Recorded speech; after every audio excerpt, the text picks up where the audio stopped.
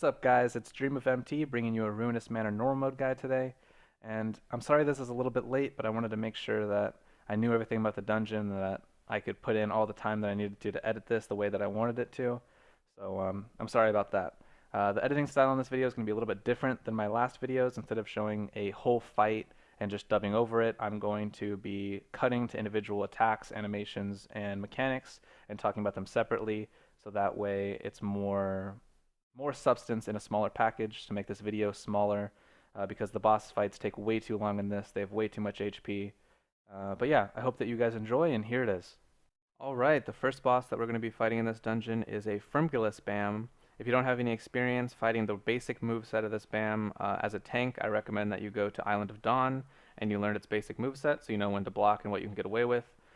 Alright, the first attack we're going to be showing is jump backwards and stun forwards. The boss will randomly jump backwards. This usually doesn't do anything, but after a couple seconds he will leap back forward to where the tank is and he will stun anything in the area. This attack is not blockable, and it is iframeable. So if you're the tank, obviously just backstep it when it comes back and you're good to go. Start fighting him again. The one thing about this is if you get caught like I do here, you'll see he will turn to the player that got stunned and he will start playing whack-a-mole with his body. You can just heal through this. It doesn't do that much damage, but it will one-shot you if you don't get any heals during this period. It's really easy to just dodge when you see it jump backwards. Either just get out of the way or learn the iframe timing for it. It's a pretty simple attack and shouldn't give you much trouble. The second attack that I want to talk about is his charge. He will randomly target a player with a secondary aggro. He will turn to them and start charging with his paws out towards them. This is not blockable. It doesn't do very much damage in normal mode. It's iframeable. Basically just get out of the way and start wailing on his back as he's walking away from you. The second charge will always be back to whoever has aggro, so you don't really have to worry about chasing him if you don't want to. If you do want to chase him and you're mobile and you want to hit his back the whole time, when the boss turns around and starts going back to the tank can block the first hit of the charge and then iframe backwards, and it'll start doing the charge in place and won't move forward anymore. Another attack that you'll see this boss do as a tank is a push forward attack. He will puff out his chest and look up outright at you, and he will blow steam at you, and it will push you back. This attack is unblockable. It is iframeable. It doesn't do very much damage in normal mode, and basically you can just bull rush back or charge back and it'll be no problem. The fourth attack that this boss will be doing is a pounce attack. He will randomly secondary aggro another player and pounce on top of them. There's nothing really special about this. You can block it. He will always jump back to the tank who has aggro, just like its charge. Now, unlike the other bosses, this boss has a special attack just for when the tank loses aggro, our favorite thing. Tanks can lose aggro to dropping it to DPS or to someone dying in the party. Aggro will reset, and there's a high chance that your healer rezzing or one of your DPS attacking will steal it for a couple of seconds. When this happens, the boss will start spinning around and it will leap forwards and backwards and do what it used to do in AI dungeon back in the day. But it doesn't really do that much damage. It's really easy to see. It's the only time it'll ever swing backwards and hit the DPS or anything like that. So just be ready that it's going to jump forward and jump backwards really quickly. This doesn't stun like the other jumps do. And the second that your tank gets aggro back, it should just stop and it'll go back to doing the regular fight. Okay, now let's talk about the only real mechanic you have to pay attention to during this boss, and that is red and blue debuff switching. As you can see, when you walk into the fight in the top right, you get a debuff immediately. This debuff, you're going to have to switch for the opposite color over and over again throughout the fight. If you ever accidentally take the same color of the debuff that you already have, then you'll die. You'll res with no debuff, and the next time you get hit by something, you'll just take that debuff. No harm done. You won't be able to die because you won't have one to lose. But yeah, basically, you'll get a debuff when you walk in, and the boss will be a color when you walk in. The boss will periodically change his own color by shooting out waves of color. The waves of color don't do any damage in normal mode, so you don't have to worry about that. Just keep track of what color the boss is and keep track of what color your debuff is. The simplest way to deal with this mechanic is to just always know what color you are. If you match the boss, then you want to take the outer circle, and if you don't match the boss, you want to take the inner circle. It's really simple. If you did Manglemire last patch, it's basically telling the truth or lying, except 10 times easier because you don't have to think about numbers or anything like that. You just have to know that you have the same color as him, then you get out, and if you have the same or opposite color as him, then you stay in. It's super, super simple. It's really, really slow in normal mode. You have lots of time to get to the correct area, and I recommend taking advantage of this in normal mode because in hard mode it's twice as fast and he has a chance to do them twice in a row. So it's really, really good practice to be able to know instantly where you should be in normal mode and getting there quickly. Um, like I said earlier in this video, it's always priority when doing a normal mode to get the best that you can at things so that hard mode is second nature for the basic mechanics and you only have to learn the new things. That's always how I learn new patches, and I feel that it's just the best way to do it. Um, it's the cleanest way to do it in my opinion, so always use your opportunities in normal mode to get better at your incoming hard mode learn run. And that's basically it for this boss. You basically just have to switch your debuffs and try not to get hit by his charges and his stuns, and other than that, you're just going to be sitting there for a couple minutes hitting his 1.3 billion HP bar. Alright, now for the second boss. The first thing you're going to notice upon entering this arena is it's surrounded by eggs everywhere. Now what you're going to want to do is you're going to want to keep the boss as far away from these eggs as humanly possible. And every now and again there'll be a little gauge on the right side of your screen that'll fill up, and it'll mean that a spider is awake. A DPS or a healer in your party will have aggro of it. You can tell who has aggro of it. They'll have a big little orb above their head, and they will also have the debuff on their bar. But basically, whoever has the aggro of the spider and this debuff needs to go take the spider over to an egg so that it can eat it.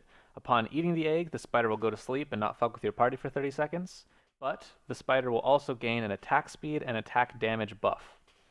So basically, your boss can also get this buff if he gets too close to an egg and eats it. But unlike the spider, the boss will not go to sleep for 30 seconds. So basically what you want to do is you want to tank this boss as close to the center as humanly possible until you can eat enough eggs out of one of the corners that you can just bring the boss over there and you will never have to worry about it ever again. The strategy that my party usually goes for is we just eat the eggs on the close left upon entering the arena first. There's like 3 eggs in that little corner right there, and if you just start fighting the boss over there, then you don't have to worry about him eating an egg at any point in the fight. The only problem with this is that, of course, if your DPS get targeted by the spider, then they're going to have to go a further distance to go make the spider eat an egg. But overall, it shouldn't be a problem. By the time you finish this boss, there should still be like 5 to 7 eggs left. So yeah, you definitely shouldn't worry about stuff like that. Just make sure that if you have aggro of the spider, that you go take it to an egg before it reaches 100%. Because if the spider gauge on the top right reaches 100% without the spider going back to sleep from eating an egg, then your spider will pull on everyone in the party and then do a lethal attack onto them. Priests and Zerkers can not get pulled by this mechanic by popping Tenacity and Guardian Sanctuary, I believe the priest skill is called, which make them immune to stun, so obviously the pull won't even take them. But yeah, that's a way to not wipe from that mechanic. But basically, that's the only hard part of this whole boss. The rest of the guide for this boss will just be talking about his regular attacks that he does. But yeah, this is the overarching mechanic going on during the whole fight. The first attack I'm going to be talking about is his stun smash. He will put his hands in the air really, really quick and slam them back down and damage and stun everything around him, even in the back. This attack is not blockable. It is iframeable, so get out of its fucking way every time you see it coming. It's pretty hard once you start doing this boss to notice that it's coming, but you'll get a hang of it. I know it took me a couple runs, and you see in this video I get hit by it a lot. But basically, if you get hit by it, have your healer cleanse you, get the hell out of the way, because it can do it multiple times in a row. But yeah, other than that, just try to get used to the tell for this one and get the fuck out of its way. Its next attack is its charge attack. It'll do a swinging motion, and then it'll pick someone with a secondary aggro and start rushing them. Before it starts charging, it kind of does this build-up animation and starts coming at you, so it gives you time to get the fuck out of the way. Again, this isn't blockable. It is iframeable. Just get out of its way. It doesn't go very far. But this is one of its mechanics that make it harder to keep it away from eggs. So basically, if you see it starting doing its charge, make sure that you're not anywhere near an egg or you're going to make it run to an egg. It also can switch who it's charging to if it does consecutive charges. So make sure that if it starts doing charges that you are not standing between it and an egg, and instead you are standing between it and the middle or your safe zone that you created by eating eggs. And in normal mode, its last regular attack is basically just secondary aggroing someone and spitting at them. This doesn't do very much damage. It's pretty easy. Again, it can do it multiple times in a row. This phase is basically just free DPS in my opinion. So yeah, I mean that basically wraps up this boss. Again, it has a huge HP pool for no fucking reason. So I hope that you get used to its tells and stuff like that. And see you guys in the third boss. Alright, now it's time for the third boss and the funnest boss of this patch, Lakelith. Now, in normal mode, she's going to do all of her basic attacks that she's going to do in hard mode. Just in hard mode, they're going to be a little bit quicker and they're going to hit a lot harder. But again, normal mode, this is a great place to practice for hard mode. Once you know all of this stuff down to a T, hard mode is going to be a breeze getting down to 30%, and then 30% and below is where hard mode really turns into hard mode. So yeah, I'm going to talk about each of the mechanics individually and the tells for each thing. So let's get right into it. The first thing I'm going to talk about is her two combo attacks. And I'm going to be talking about them from the back. So this is for a DPS or healer perspective only, basically. It's just backwards if you're a tank, so just be aware of that. If you start with the right paw hitting first, and then the left, and then the right again into a swipe 50% of the time, that's what I like to call safe, as a DPS at least, because it's when I know that I'm free to do whatever I want DPS-wise. If it's animation locking, burning heart, flaming avalanche, all of that stuff, I'm safe to put out on her during this combo attack from the back. From the tank's perspective, after the second right paw, it has a chance to do a swipe forward that does a cone in front of her that is unblockable, but is iframeable. Also, if the tank does in fact get hit by this, in normal mode it shouldn't one-shot them. It doesn't do that much damage in normal mode, but it'll still get you very low. She will then target someone with her lasers, and she will shoot them once, but that's only if someone gets hit. So if you iframe it, or if you dodge it, then you don't have to worry about laser beams afterwards. Now her second combo attack is her starting with her left hand first, then her right, and then she will go into the air, do a flip, and hit everything under her and behind her with her tail. Now this attack is not iframeable. It is blockable, but in normal mode, it'll still bleed your block, and in hard mode, it'll bleed so much that you're blocked that it'll kill you. So it's good to get into the habit of just getting out of the way of this. Simply go to the side. It's really easy to get out of the way of once you start noticing which paw she's attacking with first.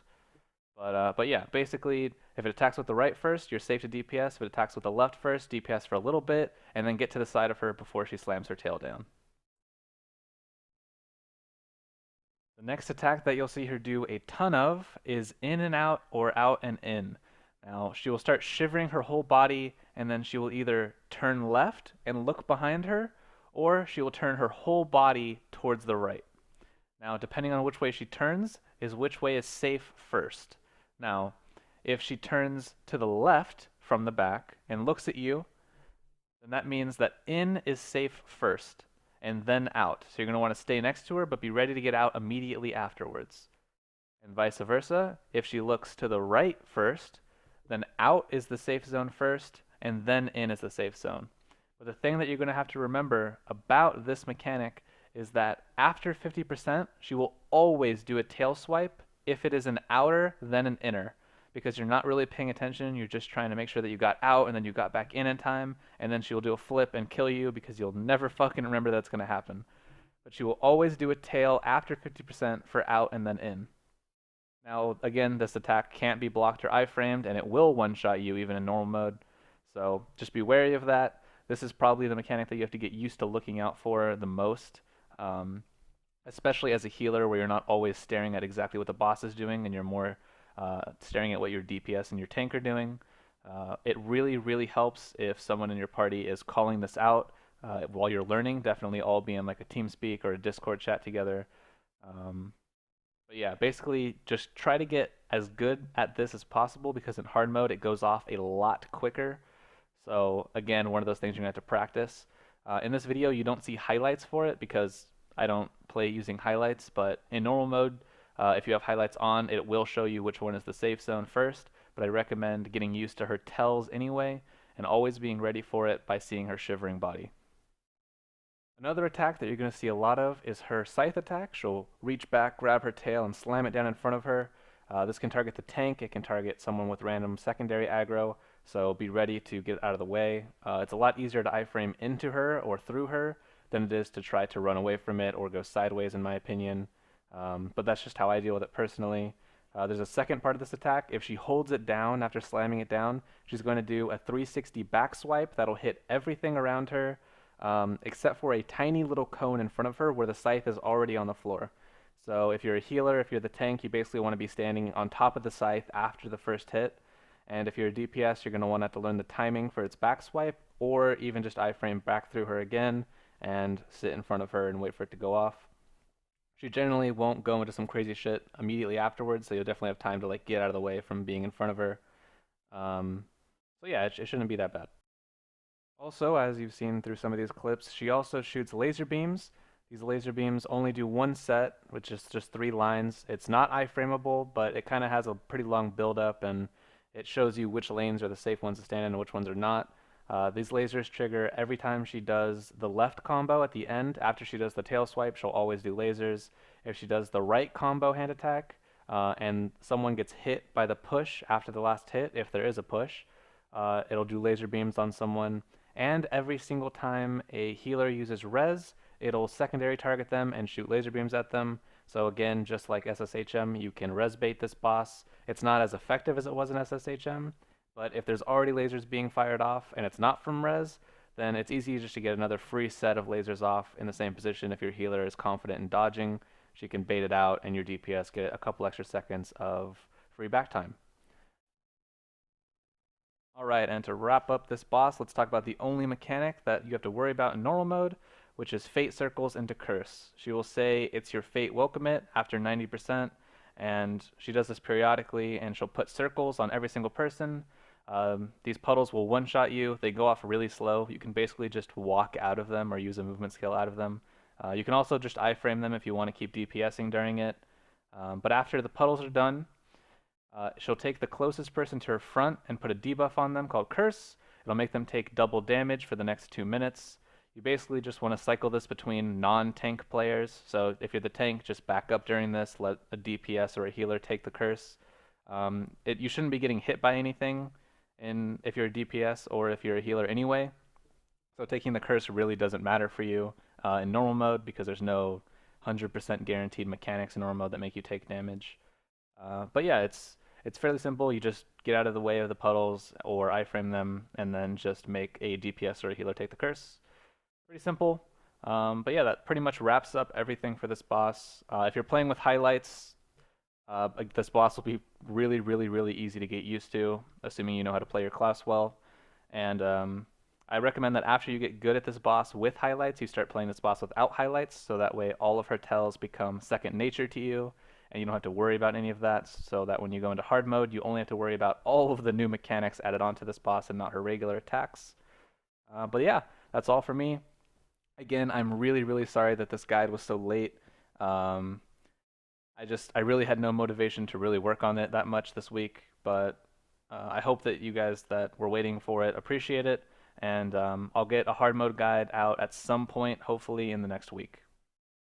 Thank you guys, and I'll see you in the next one.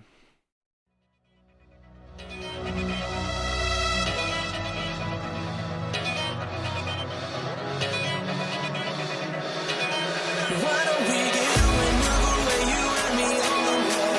Let's take the first train, take the first train. Why don't we get away from today? You and this is the day. Let's take the first train, take the first train to California.